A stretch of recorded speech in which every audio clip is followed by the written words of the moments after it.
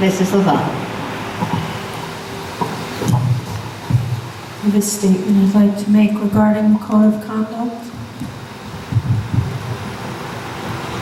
And it concerns the DASA regulations and the concepts of equal treatment.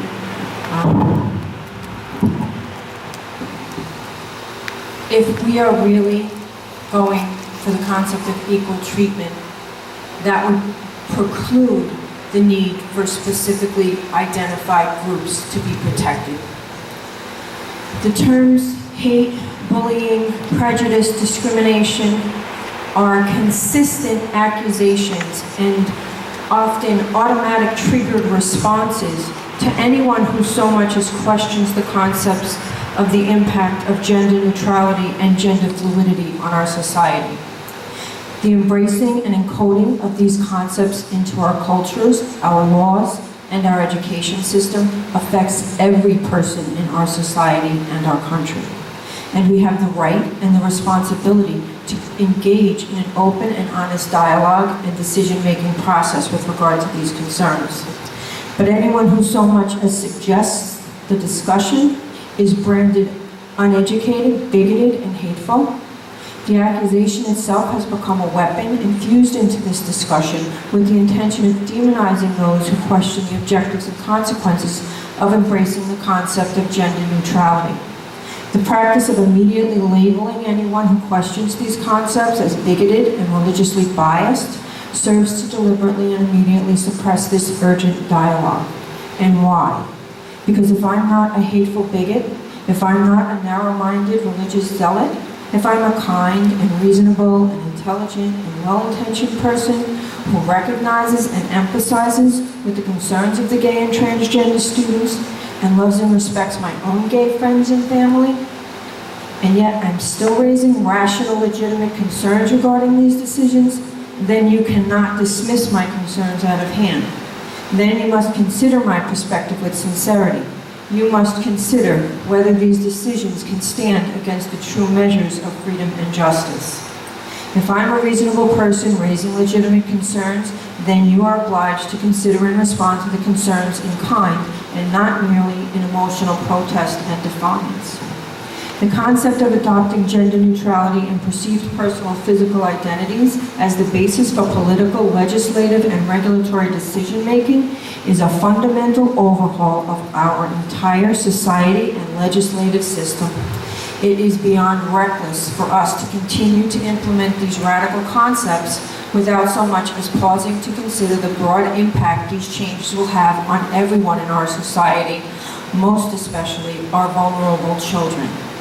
In our rush to empathize with those who, for whatever reason, do not identify with their physical and biologically assigned gender, or who identify as homosexual, we have failed to pause and consider the incredible impact of the decisions we have made in redefining marriage, family, parenthood, and even biological sexual reality. The concept that gender is fluid and irrelevant to our physical reality is diametrically opposed to the concept that our sexuality and our physically assigned gender have purpose for us individually and socially. To attempt to simultaneously embrace the diametrically opposing concepts is a recipe for chaos and frustration. The legal implications of dismantling the natural order for families have also been largely ignored.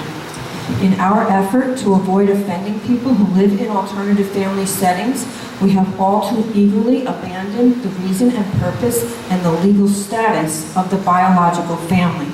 The implications are significant and dangerous. If biology is irrelevant, if mothers and fathers are interchangeable, then who is the legal authority over children?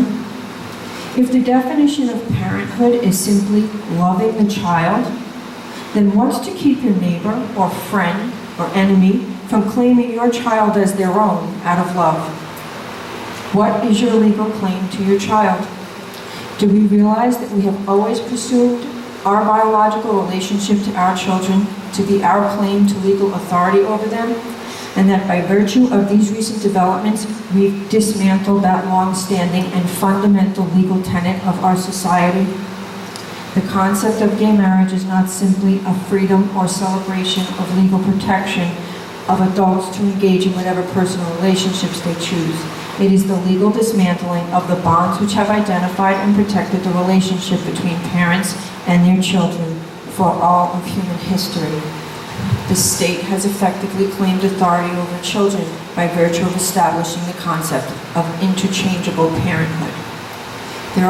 These are but a minute sampling of the monumental implications which have been completely disregarded by our decision to allow the emotional rhetoric to suppress the dialogue of these broad-reaching concerns. There is so much more to these decisions than the efforts to emotionally and legally support the rights of people to live the life they choose.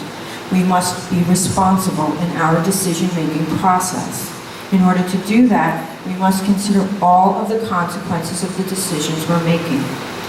All I've asked for is a discussion of these issues.